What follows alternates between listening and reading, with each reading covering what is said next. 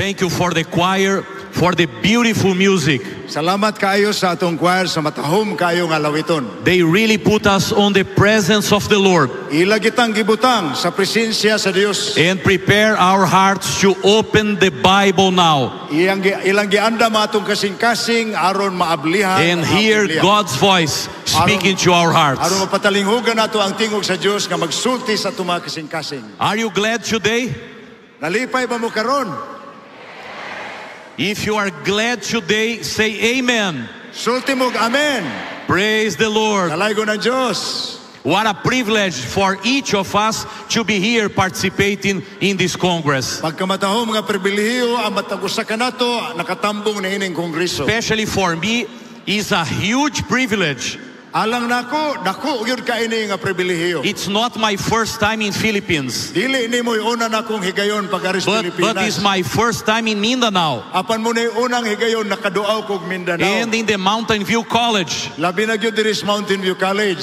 And I'm really impressed with the commitment of our church in this area of the Di na ko country. ilimod, nalipay gyud kay kung nagtan-aw sa commitment nga inyong gipakita. And sa with mga the tao. structure that our college have here. Og ang gihimo nga structure alang sa pagdawat sa atong mga delegado. But more than all, Apan labaw sa tanan, I'm very impressed with your commitment, nalipay gyud kay ko sa inyong commitment. pastors, leaders, and members of the Mga church. pastor, mga pangulo og mga delegado sa iglesia. Thank you for your dedication to the Lord Salamat kayo sa inyong dedikasyon ngadto sa atong Ginoo. and your commitment to the church. Ug ang inyong commitment paingon sa iglesia.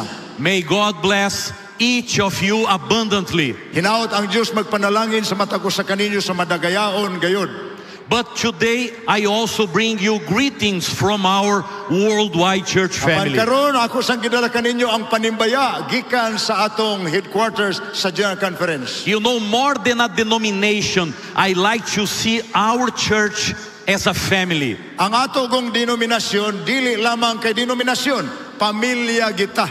You know, after all, we have the same Father. Kay kitang tanan usara may atong amahan. We have the same homeland. Dunay usara nato kapuloy-anan gyud. We are purchased by the same blood. Gipalit na ta sa usara ka pareha nga dugo. And we have the same hope. Ug doon na tay managsama nga paglaom. More than a denomination, we are a family. Labaw kay denominasyon lamang, pamilya gyud ta.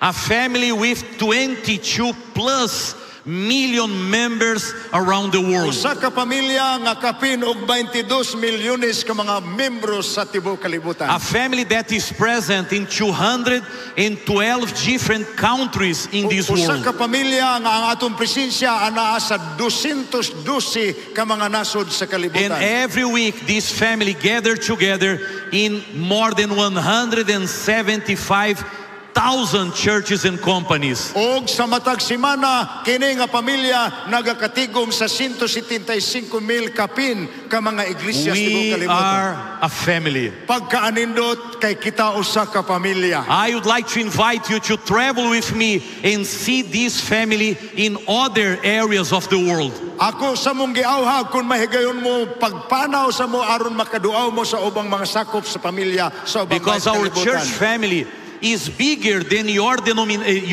local church. Kaya ang atong pamilya mas dako kaysa inyo lang lokal nga iglesia.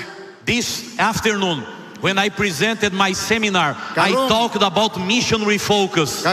Ganinang hapon ang akong gisgutan sa akong lektura ang mission focus. A movement organized by the worldwide headquarters of the church invited all the divisions in the world to send missionaries. Usa ka kalihukan nga gikan sa sentro sa atong buhatan, nagpadala kitag mga misyonaryo ngadto sa lain-laing nasod sa kalibutan. Especially missionaries to non-entered and low-entered areas of the world. Labi na gyud ang mga misyonero nga naa gyud musod ni anang mga dapit nga wa pa gyud masubli sukad og mga misyonero. And this afternoon, I mentioned to you one urban area, one Hajj city.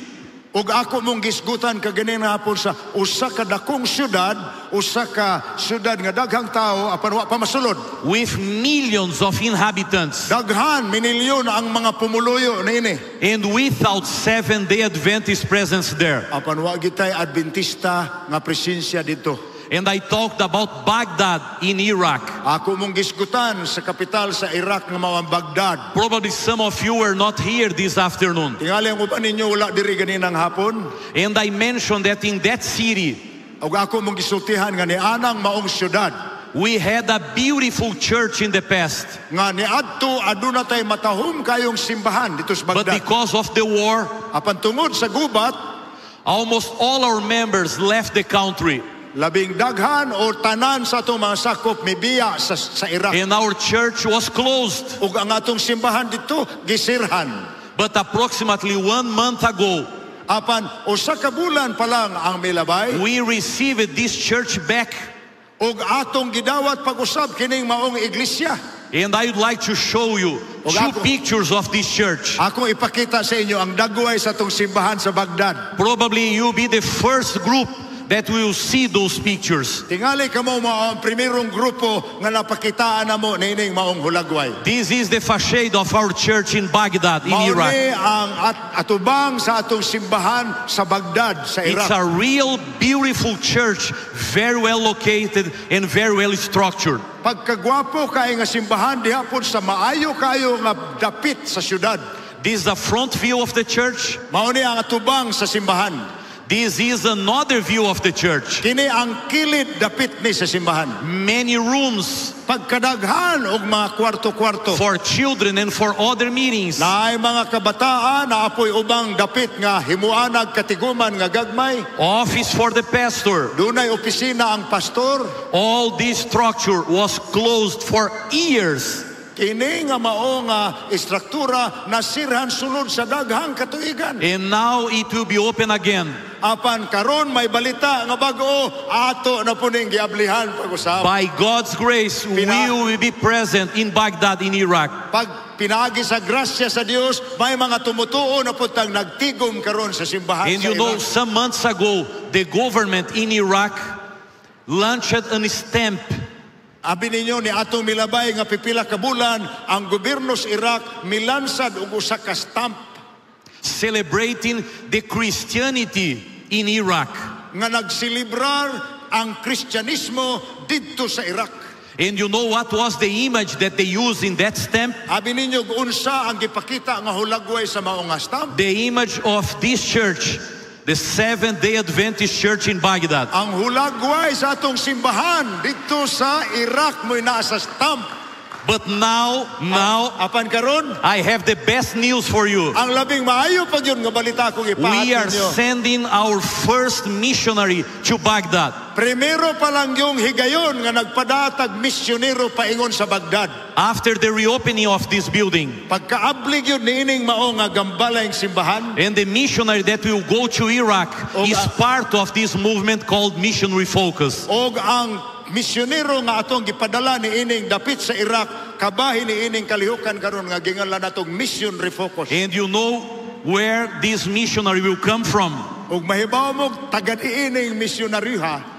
The missionary will come from the Southern Asia Pacific Division. Kanang maong misyonary diri magikan sa Southern Asia Pacific Division. You are reopening the work of our church in Baghdad. Kamo ang nag-abli pag-usab sa ganghaan sa tong buhat dito Because sa your Baghdad. mission offerings, Tungod sa inyong mission offering mga halad. because of your prayers, Tungod sa inyong pag-ampo. but especially because your commitment to our global mission. Apan labaw sa tanan tungod sa inyong pagtugyan alang sa atong buhat sa misyon. We are a family. Pamilya kita mga igsoon. Much bigger than Philippines, Indonesia, or any other country in the Pamilya nga mas SSD. dako kaysa Pilipinas, mas dako kaysa Indonesia ug sa uban pang mga nasod. When we are together as a family, Kung kita nagkayusa ingon nga pamilya, we can do more.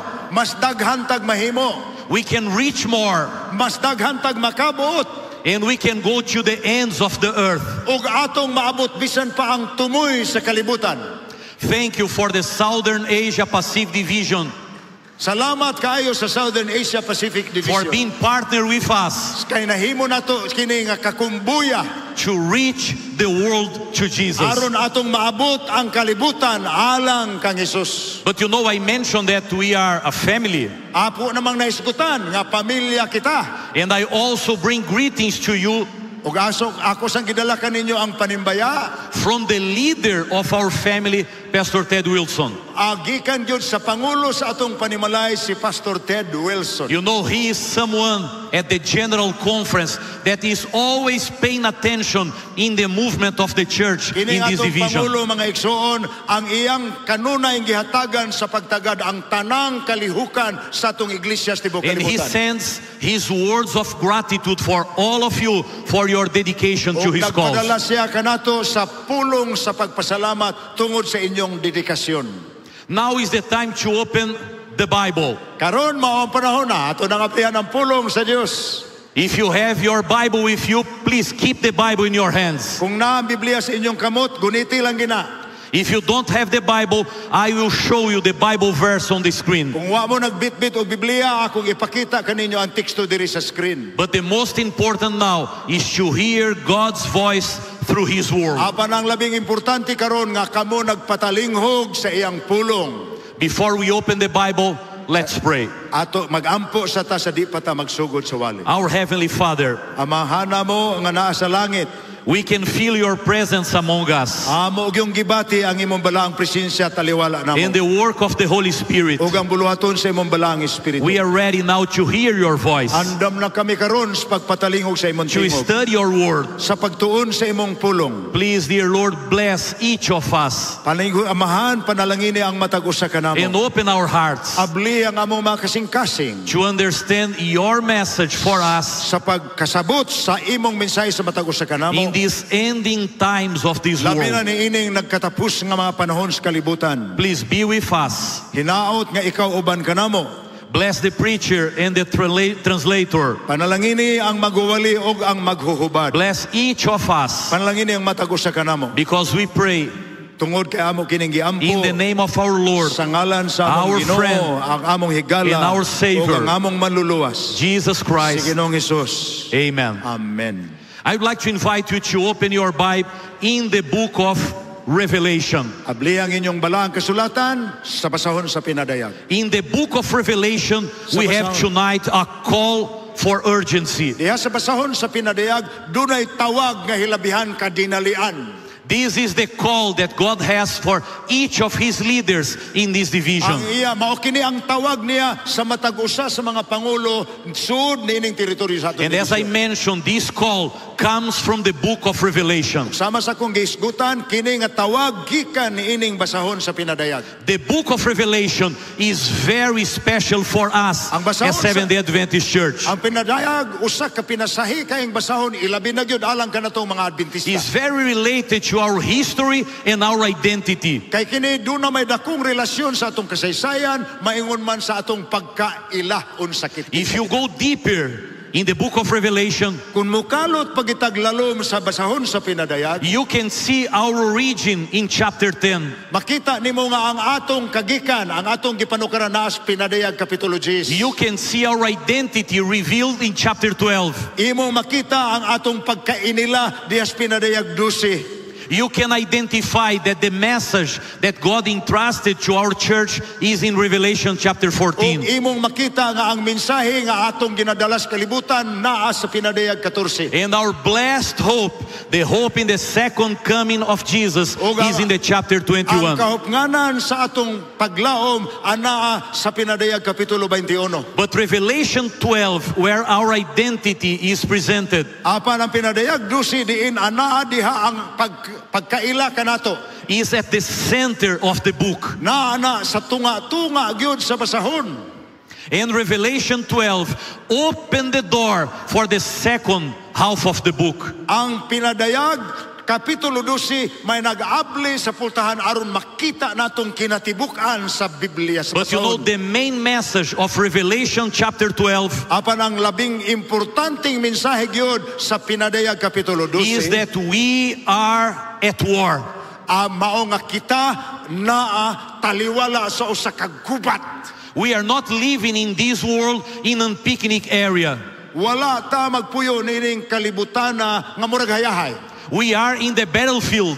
Naata sa panggubatan, natad sa panggubatan. We are at war. Naay gubat atong giatubang. Is what we call the great controversy. Maoning gubata ang gitawag og ang dakong away. And it's very related to what we are studying during this quarter in the Bible study guide. Niining miaging mga simana atong gitun-an kini sa atong leksyon diha sa atong Sabbath school lesson. But the difference is that in Revelation 12, apan ang dakong kalainan mao nga sa pinadayag kapitulo 12, John presents us the great controversy moving to the end. atong gipakita kanato ni Juan nga ang dakong away naa na sa hinapos nga The bahin. most challenging chapters of this war. Ang pinaka dako kayong makahuluganon nga bahin ining maong gubat. And the Bible presents in Revelation 12 the four crucial moments of this war. Og ang panadayag sa kapitulo 12 naghatag kanato sa upat ka mga hugna sa dako nga hitabo sa atong The first moment, ang usa ka unang hugna, the beginning of the war in heaven. ang sinugdana ni ining maong gubat didto pas langit. And then moves to the second moment, Unya gipakita ta sa ikaduhang hugna, the war against Jesus Christ. ang pakigbatok sa kaaway ngadto sa atong Ginoong Hesus. And the third one, Ug ang ikatulo nga hugna, the war against the early church. ang pakigbatok sa yawa sa sayo nga iglesia. And we are part of the fourth moment of this war. Ug kita karon kabahin na ni ining ikaupat nga hugna, Is the war against God's remnant. ang pakigubat batok sa salin sa iya nga iglesia. This is the main message of Revelation 12. Mao na ang pinakadako nga mensahe sa pinadayag 12. But this is not the best news of Revelation 12. Apan dili kana mao ang pinakamaayong balita sa pinadayag 12. The best news of Revelation 12 Ang pinakanindot nga balita sa pinadayag 12 is that Satan is defeated. mao nga ang yawa pildi na. This is the message of the book of Revelation. Mao na ang mensahe kinatibuk-an sa pinadayag. Jesus is the winner Ang atong Ginoong Hesus mo'y mananaog. and Satan is defeated. Og ang yawa si Satanas pildi na. We can find the four crucial moments of the war in Revelation 12. Atong makaplagan ang upat ka mga hugna sa katapusang hugna sa pinadayag 12. But we can also find the 5 moments when Satan was defeated in this war. Apan makaplagan sab nato ang 5 ka hugna sa dihang napildi ang kaaway nga si In the Satanas. first one, Sa una, he tried to destroy the son, iya utang pagalaglagon ang anak. but the son was raptured to God, Apan ang anak gibayaw paingon sa langit. and Satan was defeated. Og napildi ang si Satanas. In the second one, Sa ikaduhang hugna, he fought against Michael, nakigbatok siya kang Miguel. but he was defeated and cast down to earth.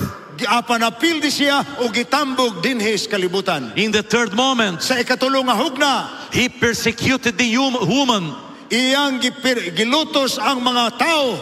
and God took to the desert and protect her. Apan gipanalipdan sa Dios ang iyang mga katawhan ug miadtos desierto aron And Satan was defeated again. napildi gihapon ang yawa. In the fourth moment, Sa ikaupat nga hugna, he tried to drown the woman, iya untang lumsan ang babae. but the earth swallowed the river thrown against her. Apan ang kalibutan miabli ug iyang gilamoy ang babae diha sa tubig. Satan was defeated again. Pildi gihapon si Satanas. And in the last one, Og sa ikalima og katapusang hugna, he seek to defeat the remnant. buot niyang pildihon ang salin.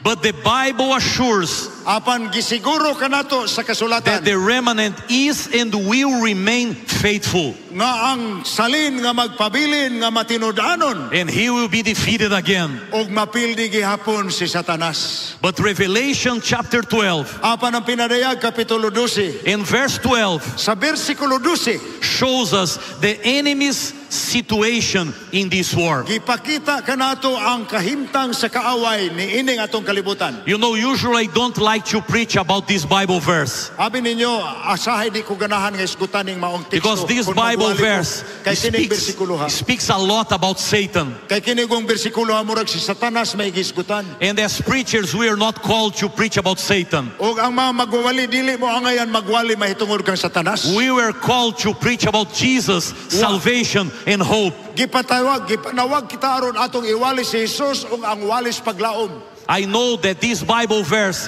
has a negative perspective. Nahibaw ko nga kining bersikulo 12 doon na ni negatibo nga talan-aon. But we can also find a positive perspective on that. Apan kung ato sang balihon makakita sa tag-positibong talan-aon sa maong bersikulo. We can find a call for God's people. Na makaplaga nato diha ang tawag alang sa katawhan sa Dios. Let's see the Bible verse now. Atong tanaw ang bersikulo 12. It is on the screen, but we can open the Bible Pwede and we ninyo can read tanawon it sa on the screen. Bible. Patanaw po ninyo sa inyong Biblia nga nasa inyong kamot karon. Revelation chapter 12 and verse 12. Pinadayag kapitulo 12 bersikulo 12. The Bible says, Ang Biblia nag-ingon, therefore rejoice, O heavens, busa pagmaya kamo o langit, and you who dwell on them. ug kamo nga nanagpuyo diha. Woe to the inhabitants of the earth and the sea, alaot kamo nga nanagpuyo sa kalibutan ug sa kadagatan. for the devil has come down to you, Kay ang yawa diha gi salibay kaninyo, having great wrath, nga hilabihan niyang kasuko, because he knows that he has a short time. kay nahibalo siya nga gamay na lamang ang iyang panahon. This final expression calls our attention. Kining mao nga mensahe nagatawag sa atong pagtagad. He come down to you having great wrath, Milo na tambok siya dirisyuta alang nimo nga suko kayo. because he knows that he has what? Kay nahibaw siya nga unsa? A short time. Kamay na lang kaayo iyang panahon. This is the first urgency that we can identify in the book of Revelation. Mauni ang usa sa una nga pinakadinalian nga mabasa nato The sa pinadayag enemy isa. has urgency to destroy. Dunay pagkadinalian ang paningkamot sa yawa nga malaglag niya ang mga anak sa Dios. And Ellen White help us to understand this situation. O gipasabot kita ni ini pag-ayo ni Ellen White. And she says, talking about the end of the great controversy, Matod pa niya sumala sa pagkahinapos na sa dakong away. Satan's efforts Ang mga paningkamot sa yawa, are more powerful now than ever before. ang iyang paningkamot o ang iyang panigbisog mas gamhanan karon kaysa kaniadto. For he knows that his time to deceive is short. Kay nahibaw siya nga ang iyang panahon sa pagpahisalaag mubo na lang kayo. We can easily identify his strategy. Dali ra kay nato masakpan ang iyang pamaagi. He works with great happenings that can promote quick transformations. Makahimo siya mga hitabo nga dagkong hitabo nga nagkinahanglag kausaban. Pay attention on what is happening in this world and you can identify it every day. Tanawan ninyo ang mga panghitabo sa kalibutan ug makakita mo og unsa ang mga hitabo nga nanginahanglag dinalian nga atensyon. We can see it happening in the financial world, in the moral situation. Makita nato ni sa natad sa paninapi maingon man sa kinabuhing moral. In the political scenario, in the social environment. Makita nato ni sa kinabuhing politikanhon maingon man sa panagsandurot nga tawhanon. We can see these great happenings producing quick transformations, unfortunately also in the religious world. Ug kining tanang mabutanga nagatawag og hinalian nga solusyon nga anha gyud ang iyang tumong sa katawhan. But probably two situations can help us to understand it. Ang makasabot kita kaayo ni ining duha ka sitwasyon. The first one Ang una happened in September 9 or September 11, 2001. kadtong nahitabo sa September 11, 2001. Probably some of you remember that. Ang uban ninyo na hinumdum pa ni ini. The terrorist attack to the United States. Ang atake sa mga terorista paingon sa Amerika. What happened in New York, Unsay nahitabo dito sa New in York? Washington, D.C., Mauna ang nahitabo sa Washington DC and in usab, Pennsylvania og dito sa Pennsylvania, took no more than 45 minutes. 45 minutos ra. But those 45 minutes changed the history of this world. Apan kadtong kapatan og 5 ka gutlo miusab sa dagway sa kasaysayan sa tibok kalibutan. Can you see the enemy's strategy behind these kinds of situations? Nakita ninyo ang pamaagis kaaway ni ini nga klase sa sitwasyon? Great happenings that can promote quick transformations. Dagko nga mga panghitabo nga nagaauhag og hinalian nga mga solusyon. The second one is much closer to us. Ang ikaduha, duol-duol ra sa atong panahon. The year was 2020. Ang tuig, 20. The month was March, Ang bulan, Marso. when the World Health Organization Sa dihang ang World Health Organization, finally declared that this world was facing a pandemic. sa dihang may anunsyo ang World Health Organization nga ang atong kalibutan nasakpan sa usa ka pandemya. And you remember what happened. Og nahinumdumon sa nahitabo. We faced all this situation together around the world. Atong giatubang ang maong kahimtang kitang tanan tibuok kalibutan. And as a result of this situation, Og ang resulta ni aning maong nga sitwasyon, what happened was called new normal. ang gitawag nila karon og bag-o nga normal. In just 1 month, Usa ra ka buwan, the entire world was closed. ang tibuok kalibutan nasira. Everything changed. Ang tanang hitabo nangausab.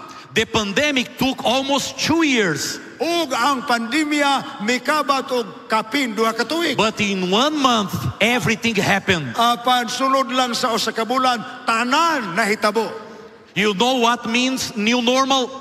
Abi ninyo kung sa kahulugan anang It pulong means the bag-o world was totally transformed. Ang buti pasabot niya na ang tibuok kalibutan nausab na. Again, great happenings that can produce quick transformations. Sa makausap pa, dagko nga panghitabo nga nagtawag og hinalian. We nga can solusyon. easily identify in the book of Revelation an enemy that has urgency to destroy. Dali ra kay nato masabtan nga dunay kaaway nga nangitag paagi nga maguba. But I have good news for you. Apan ako'y may balita kaninyo. And the good news is not the enemy is trying to destroy. Ug ang may balita dili nga ang kaaway buot mo laglag na to. The good news is not related to the urgency that he has. Dili ang dinalian nga pamaagis kaaway. The good news is Ang may balita mao that in the book of Revelation, nga diha sa basahon sa pinadayag we can see Jesus' urgency to save. na diha ang hinalian nga paagi ni Jesus sa pagluwas. We can identify the enemy's urgency to destroy Atong makita ang hinalian nga pamaagi siyawa sa paglaglag in Revelation 12. apan sa pinadayag 12. But we can see Jesus' urgency to save in Apan- the entire book of Revelation. Apan atong makita ang hinalian sad nga paagi ni Jesus sa pagluwas diha gyud tibuok basahon sa pinadayag. Since the first chapter and the first verse of the book, Naana sa unang nga kapitulo ug sa unang bersikulo sa maong basahon. Revelation chapter 1 verse 1, Pinadayag kapitulo 1 bersikulo 1. the revelation of Jesus Christ, Ang pinadayag diha kang Kristo Jesus which God gave him nga gihatag kaniya sa Dios to show his servants aron sa pagpakita sa iyang mga alagad things which must what? sa mga butang nga unsa Shortly take place. mahitabo sa dili na madugay. And if it's not, if it was not totally clear for you, Og ag dili pa di pa kay natinaw para ninyo in verse 3, this idea is repeated again. ang kining maong una-una giusab sa bersikulo 3. Blessed is he who reads and those who hear the words of this prophecy Ulahan ang mga nagapatalingog sa mga pulong niining maong propesya. and keep those things which are written in it. Ug ang nagabantay ni anang mga nahisulat And look niini. now again, Og tanawan ninyo pag-usab. for the time is what? Kay ang panahon unsa matod pa sa teksto? For the time is near. Tungod kay ang panahon haduol na.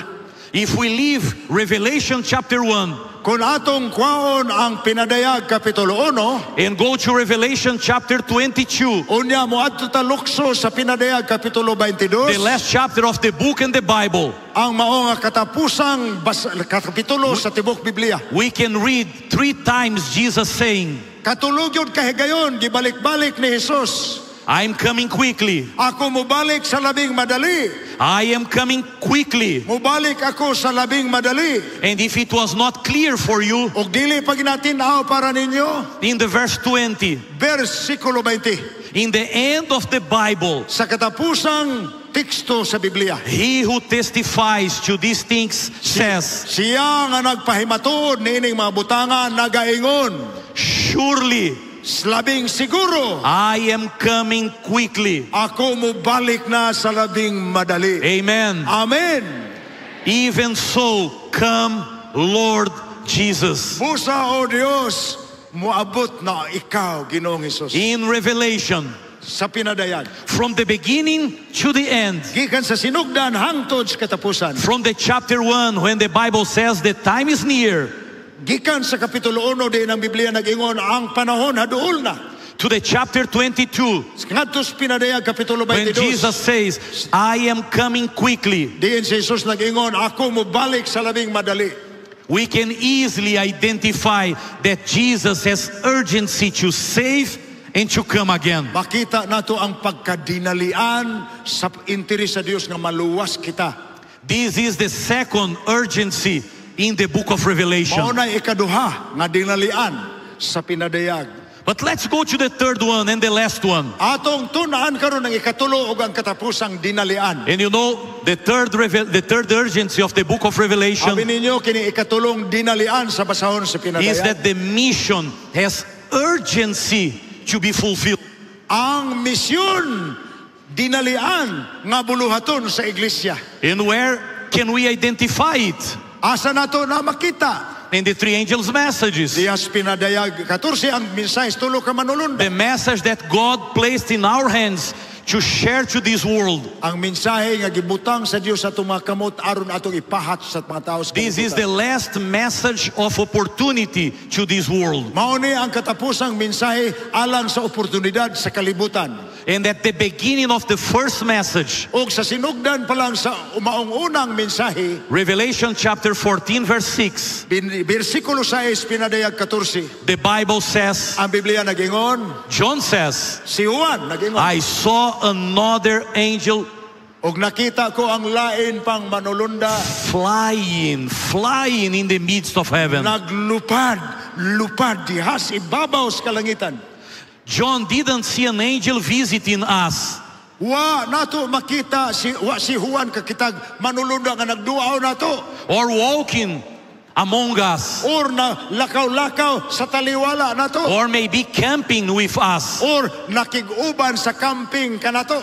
He saw an angel flying in the midst of heaven. Ang iyang nakita manulunda nga naglupad diha sa kalangitan. And maybe you have a question in your heart. Tingali dunay pangutana karon sa inyong kasing-kasing. And who is this angel? Who are the angels of Revelation Kinsa 14? maning manulanda, kinsa may representasyon ini nga manulunda. If it's not clear for you, it needs to be clear now. We are the angels. Kung wa pa ni matinaw alang ninyo, kinahanglang matinaw kini karon. We are being Mao kini nga manulunda. called to fly and share the message to the world. Ginatawag kita nga mulupad sa kalangitan aron ibahin nato ang mensahe sa kalibutan sa mensahe sa Can you see the urgency behind the mission that God placed in our hands? Nakita ninyo ang pagkadililaan sa sugo sa Dios kanato? We are those angels. Kita ang simbolo sa maong manulunda. And Ellen White just confirms it. O gipalig-on ka na ni Ellen White. The three angels of Revelation 14, Matod pa niya ang tulo ka manulunda sa pinadayag 14. they represent the people who accept the light of God's messages Nagrepresentar sila sa katawhan nga midawat sa kahayag sa mga mensahe sa Dios. and go forth as His agents Og milakaw ingon nga iyang mga ahente. to sound the warning throughout the length and the breadth of the earth. Aron ilang mapalanog ang mga mensahe sa pasidaan sa tibuok nga maabot sa kalibutan. We are the angels. Kita mao ang mga manulunda. And the question that I have to you and for me tonight, Ang akong pangutana para nimo o para nako karon, as leaders of this church, ingon nga mga pangulo sa iglesia. when we see the urgency in the enemy's work, Kung makita nato ang pagkadinalian sa buluhaton nga gihimo sa kaaway. when we see Jesus' urgency to save and to come again, Makita nimo ang pagkadinalian sa misyon ni Kristo sa pagluwas ka nato ug mobalik siya and diri. when you see the call for urgency to share the message to the world, Ug makita nimo ang pagkadinalian nga ato gyung ipahat ang mensahe ngadto sa the kalibutan. question is, Ang akong pangutana mao ni, are we leading the church ato bang panguluhan ang iglesia? with the same sense of urgency? Uban ang sama nga pagbati sa pagkadinalian? The moments now Ang atong mga hugna sa panahon karon. granted to us are few. Ang uban kaninyo nagapangutana, Look at that. tanawa kini. We are standing upon the very borders of the eternal world. Nagabarog kita diha sa tumoy-tumoy na gyud sa kalibutan. We have no time to lose. Wa na tay panahon nga angayan pang usikan. Every moment is golden, Ang tanang gutlo ibililhon kayo. and all together too precious to be devoted merely to self-serving. Ug ang tanan hilabihan kabililhon ngadto sa Dios nga angayan nato ning isalikway na ang pagtagad sa kaugalingon. These words comes from the servant of the Lord. Ning pulunga gikani sa alagad sa Dios. We have no time to lose. Wa na tay panahon usikan pa. We need urgency. Gikinahanglan atong dalion Urgency in times of social media. ang pagkadilalian sa panahon sa gingalan natong social media. Everything is being live streamed live. Wala na ibutang nga dili nimo makita karon sa social media live. What's happening here Unsay nahitabo nato dinhiron? can be watched in any area of the world. Makita ni daghang tao sa lain-laing bahis kalibutan. If you meet someone here and take a picture and post in social media, Kung naay imong matagbuan diri taon-taon mulugwa na imong picture dito sa social media. instantly everybody can access that. Dali ra ni alam panahon na tanan makakita na. We are living in times of urgency. Nagpuyo kita sa panahong dinalian. We can't wait for tomorrow, Dili na takahuat ang ginganlan for the nila next ugma, week, pohon. for the next month. Dili na taan ang sunod buwan, sunod semana. The use of social media for us is a call for urgency. Ang paggamit karon sa social media alang nato o sa katawag nga dinalian ang atong buluhaton. And you can see on the screen now O ginyong makita karon diha sa the screen. list of the 5 countries in the world where the social media is stronger than the rest of the world. Ang lista sa 5 ka mga nasod sa kalibutan karon nga hilabihan gyud kakusog sa social media itandi sa tibuok kalibutan. India, India, Brazil, Brazil, and now Indonesia. karon Indonesia, Number 4, Philippines. Pilipinas, And number 5, South Africa. South Africa. We are living in the midst of the social media trend. Kinabuhi kita sa panahon sa social media. It's a call for urgency.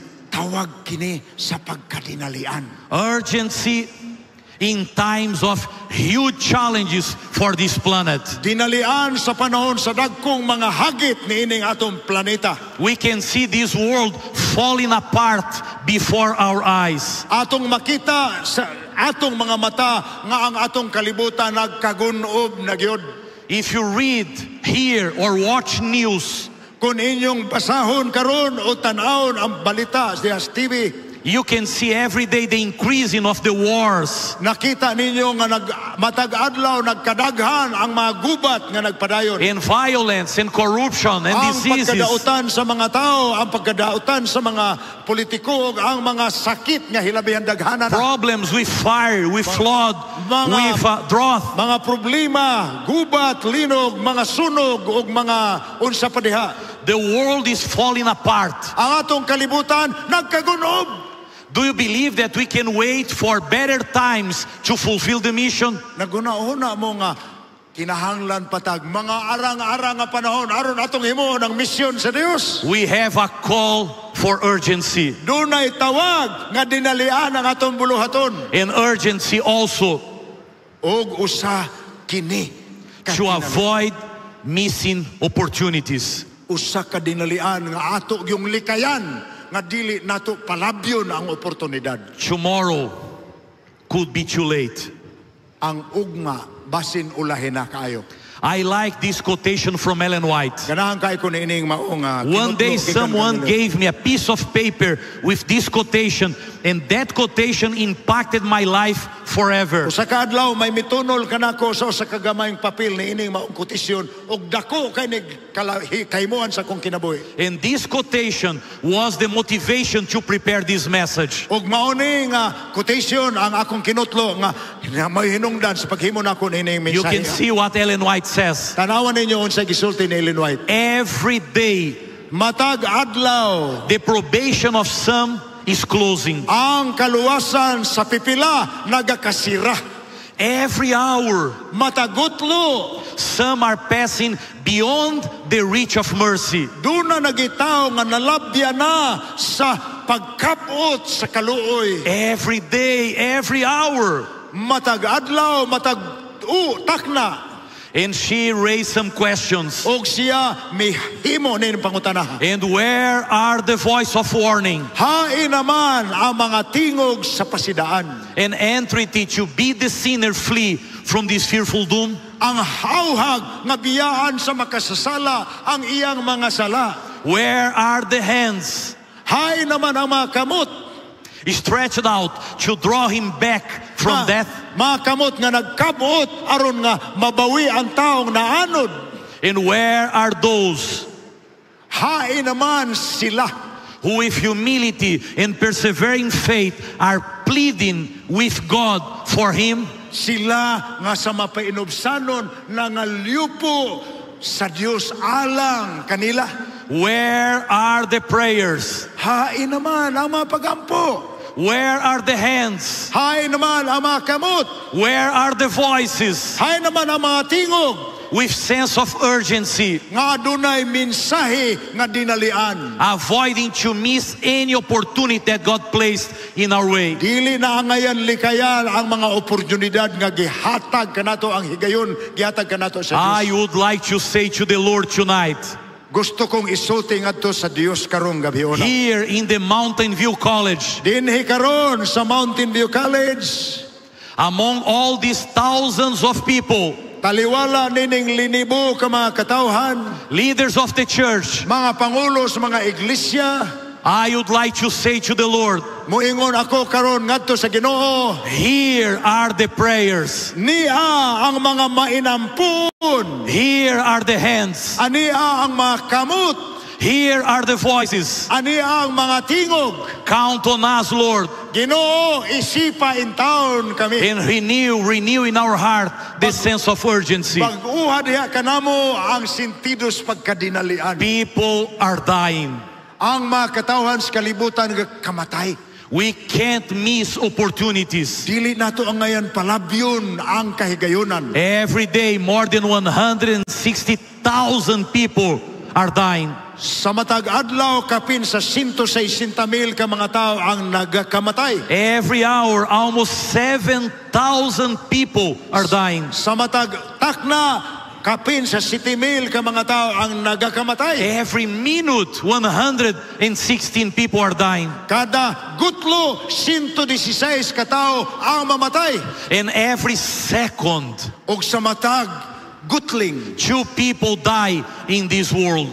duha ka tao ang mamatay ining kalibutan na gutling. You can see the numbers in China, in India, in the United States. Makita ninyo ang maong gidaghanon sa mga nasod sa mas India, sa Amerika. Huge numbers of people every day and every hour. Daghan dako nga numeros katawhan ang nangamatay kada adlaw. But I would like to show you now your numbers. Akong ipakita kaninyo karon ang inyong numero. The number of people who are dying in the Southern Asia Pacific Division. Unas tanan diri sa Southern Asia Pacific ang nagakamatay.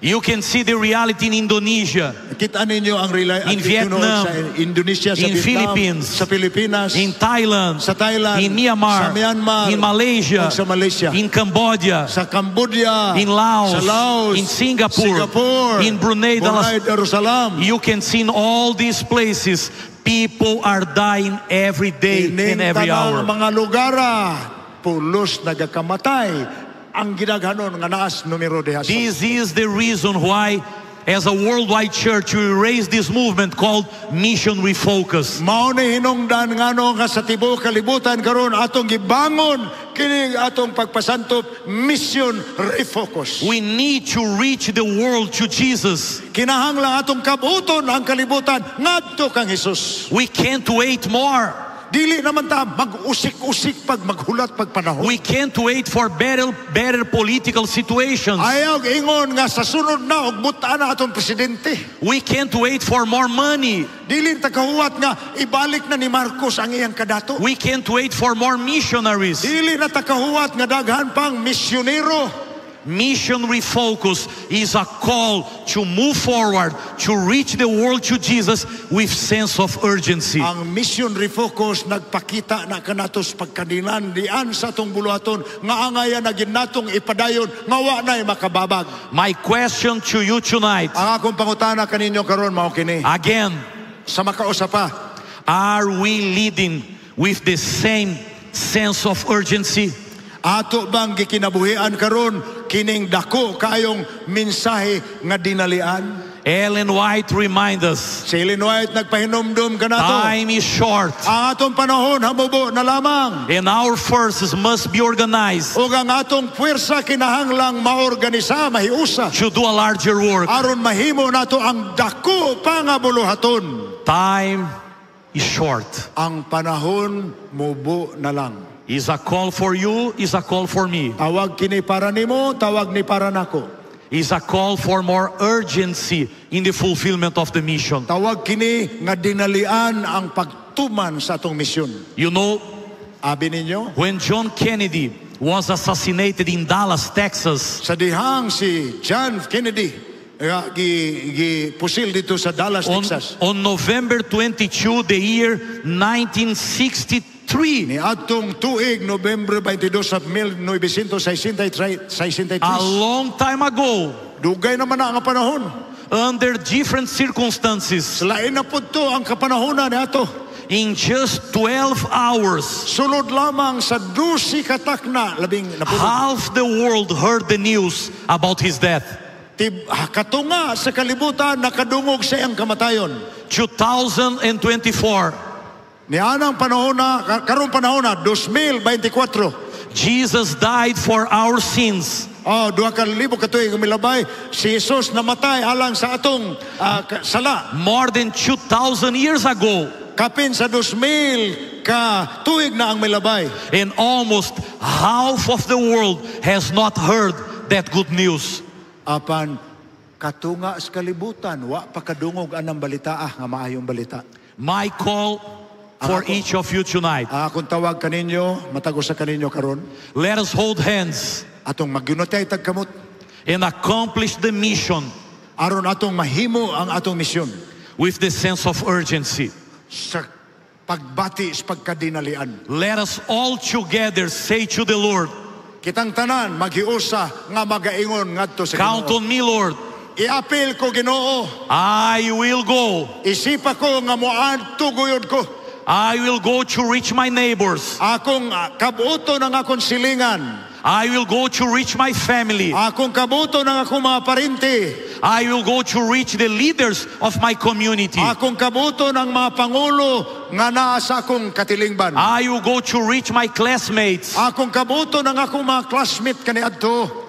I will go to reach everybody that are living around me. Ang tanan nga nagpalibot kanako ako silang kabuoton. But I will also go to help to reach the world to Jesus. Apan samtang himuon ko kana mutabang sad ko sa pagkabuot sa kalibutan. And to share the three angels' messages. Og ang pakigbahin kanila sa mensahe sa tulo ka Preparing manununda. this world for the second coming of Jesus. Kita niining panahon na nangandam alang sa pagbalik ni Ginoong Hesus. With sense of urgency. Uban ang pagkadinalian. May God count on you. Kinahanglan maisip unta ikaw, maihap ka sa Dios. I'd like to ask a special call for all the leaders of the church. Buot na kung tawgon unas tanan ang mga pangulos, mga iglesia.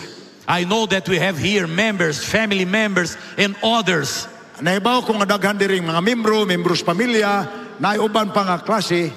But this is a call for the leaders of this church. Apan ang akong giunag tawag, ang mga pangulo sa iglesia.